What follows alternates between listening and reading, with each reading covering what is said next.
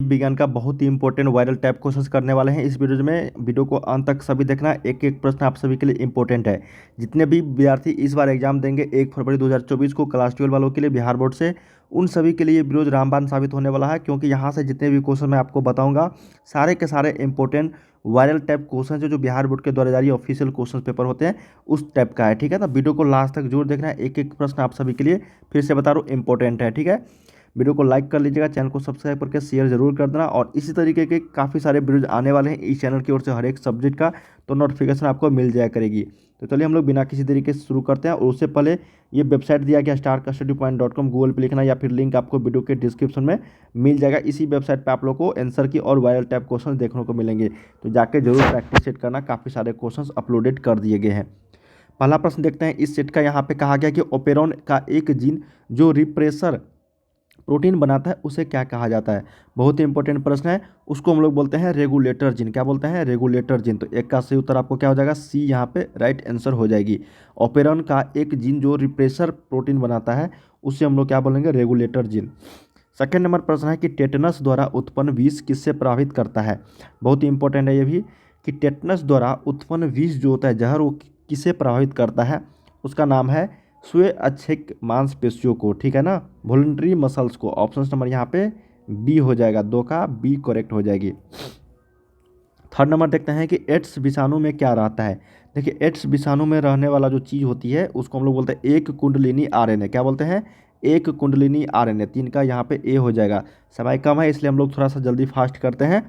Fourth number है कि तंबाकू की लत किसके कारण होती है। देखिए, तंबाकू जो खैनी खाता है ना, उसको लत लग जाता है खाते खाते। वो किसके कारण? तो निकाटिन के कारण। निकाटिन उसमें बढ़ जाता है इसलिए उसको लत लग जाता है तंबाकू का। फिफ्थ नंबर देखते हैं कि घरेलू कचरा किस प्रकार के प्रदूषण का गठन करता है। देखिए, घरेलू कचरा जो होती है वो जैव निम्नीकरणीय प्रदूषक के रूप में काम करती है या फिर उसका गठन करती है। तो 5 का सही उत्तर आपको सी के साथ चलेंगे। 6 नंबर देखते हैं, यहाँ पे प्रश्न हमारे पास है कि निम्नलिखित में से कौन जल प्रदूषण का सामान्य संकेतक जीव है। क्या प्रश्न है कि निम्नलिखित में से कौन जल प्रदूषण का सामान्य संकेतक जीव है। तो इसका राइट आंसर हो जाएगी ऑप्शन नंबर बी, ई कोली। क्या हो जाएगा? ई कोली। ठीक है ना। चलिए 7 नंबर देखते हैं कि बॉम्बे डक क्या है। बॉम्बे डक, देखिए बॉम्बे डक जो है ये एक तरह का मछली है। क्या है? बॉम्बे डक मछली है। ऑप्शन नंबर 7 का बी जो है ये राइट आंसर हो जाएगी। 8 नंबर देखते हैं कि लाइसिन से प्रचुर शक्ति रतन तथा प्रोटीना इनमें से किसकी किस्म में है। यही प्रश्न हमारे पास, ये राइट आंसर हो जाएगी मक्का का। क्या हो जाएगा? 8 का डी हो जाएगी मक्का। ठीक है। चलिए 9 नंबर देखते हैं प्रश्न कि बाइल का वीर्य जो होता है वो किस में संचित होता है।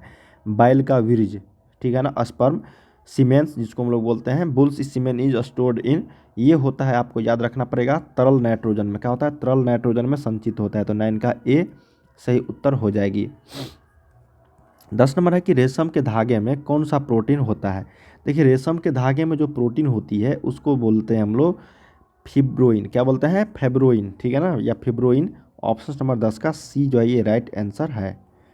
11 नंबर देखते हैं कि लेडिग कोशिकाएं क्या स्रावित करती है। देखिए, लेडिग कोशिकाएं जो होती है ये स्रावित करती है टेस्टोस्टेरोन। क्या स्रावित करती है? टेस्टोस्टेरोन।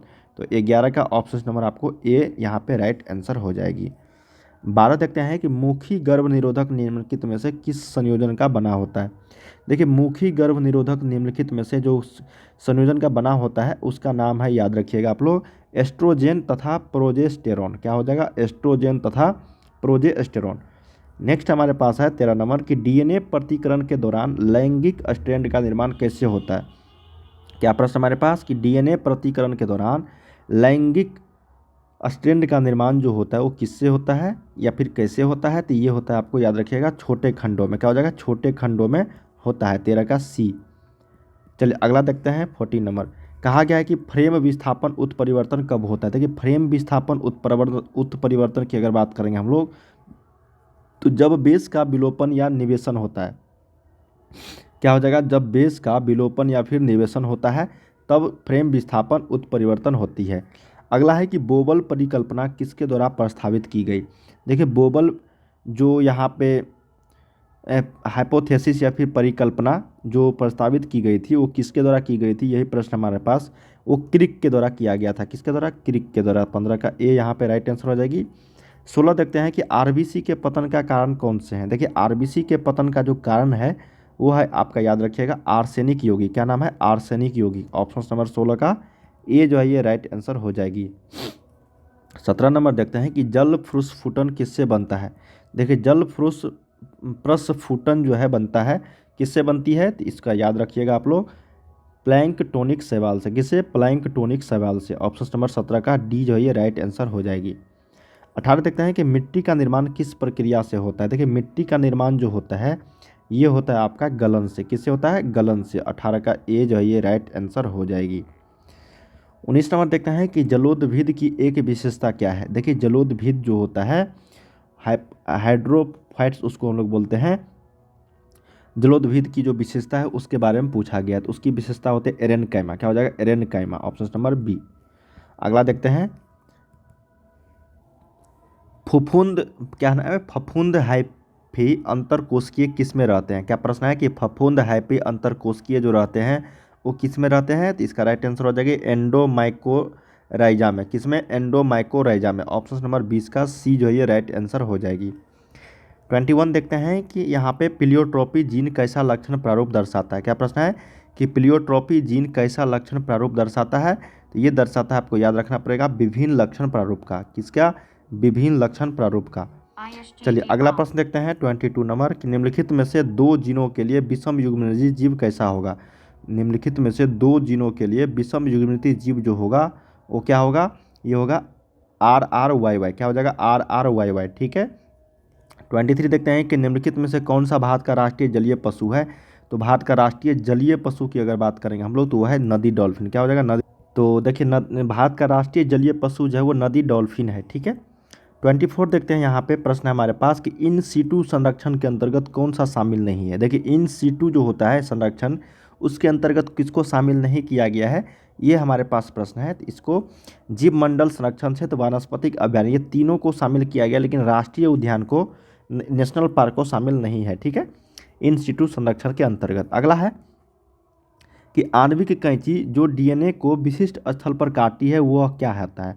देखिए आणविक कैंची जो डीएनए को विशिष्ट स्थल पर काटती है वह क्या कहलाता है, वह कहलाता है आपको पॉलीमरेज एंजाइम। क्या कहलाता है? Polymerase enzyme. 25 का सी राइट आंसर हो जाएगी।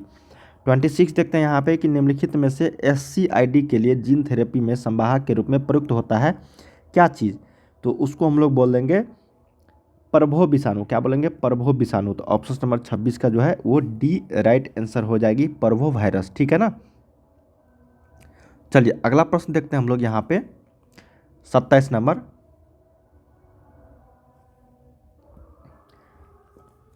कौन सा मनुष्यों में अवशेषी अंग है। अवशेषी अंग की अगर बात करेंगे हम लोग तो कौन सा है, वह है नेक्टेटिंग झिल्ली। क्या हो? नेक्टेटिंग झिल्ली। ऑप्शन नंबर 27 का ए। 28 नंबर देखते हैं कि बीटी कपास निम्नलिखित में से किसका प्रतिरोध करते हैं। तो बीटी कपास जो होता है वो प्रतिरोध करते हैं किसका, तो ये होता है फफूंद रोगजनक को। किसका? फफूंद रोगजनक को। ऑप्शन नंबर डी हो जाएगा। नेक्स्ट देखते हैं यहाँ पे कि पीसीआर में प्रयुक्त TAQ पॉलीमरेज का स्रोत कौन सा है, तो इसका राइट आंसर हो जाएगा 29 का बी, थर्मोफिलिक जीवाणु। क्या हो जाएगा? थर्मोफिलिक जीवाणु। ऑप्शन नंबर 29 का बी राइट आंसर हो जाएगी। 30 नंबर देखते हैं कि अनुवांशिक अभियांत्रिकी द्वारा इंसुलिन के उत्पादन में निम्नलिखित में से किसका उपयोग किया जाता है। तो 30 का सही उत्तर ऑप्शन नंबर सी के साथ चलेंगे, सच्चे रोमाइसिस पैसिटोरियंस। ठीक है, 30 का सी जो है ये राइट आंसर हो जाएगी। 31 देखते हैं कि योग्यतमक की उत्तरजीविता का विचार किसके द्वारा प्रयुक्त किया गया था। ये किया गया था, आपको याद होना चाहिए, ह्यूगो डी वरीज। ठीक है, ऑप्शन नंबर 31 का बी। 32 देखते हैं कि निम्नलिखित में से किसका उपयोग हरित खाद या फिर जैव उर्वरक के रूप में किया जाता है। उसको हम लोग बोलते हैं बच्चे जई। क्या बोलते हैं? जई बोलते हैं, ओट। ठीक है, ओट्स। अगला है 33 कि निम्नलिखित में से कौन सा एक जीवाणुविक कीटनाशक है। तो जीवाणुविक जो कीटनाशक होते हैं ना वो बैसिल्स सबटिल्स 33 का ए जो है ये राइट आंसर हो जाएगी। चलिए 34 देखते हैं यहाँ पे कि निम्नलिखित में से कौन होमोसेपियंस का प्रत्यक्ष पूर्वज है। निम्नलिखित में से कौन होमोसेपियंस का प्रत्यक्ष पूर्वज है, तो ये राइट आंसर हो जाएगी होमो निएंडरथैलेंसिस। ठीक है, ऑप्शन नंबर 34 का डी जो है ये राइट आंसर हो जाएगी। 35 देखते हैं कि वाहित मल जल के प्राथमिक उपचार में निम्नलिखित में से कौन सा कदम शामिल है? ठीक है, तो 35 का सही उत्तर ऑप्शन नंबर ए हो जाएगा, वायवीय जीवाणविक गतिविधि। क्या हो जाएगा? वायवीय जीवाणविक गतिविधि। 35 का ए राइट आंसर हो जाएगी। हम लोगों ने यहाँ पे 1 से लेकर 35 तक प्रश्न किए हैं, जो आप सभी के एग्जाम्स के लिए काफ़ी इंपॉर्टेंट था। तो चलिए हम लोग मिलते हैं इसके आगे क्वेश्चन अगले वीडियो में लेकर। बने रहना चैनल पे, चैनल को सब्सक्राइब कर लेना, ताकि इसी तरीके से नए वीडियो लेकर आएंगे नोटिफिकेशन आपको मिलते रहेंगे। बाय बाय सभी को। ठीक है।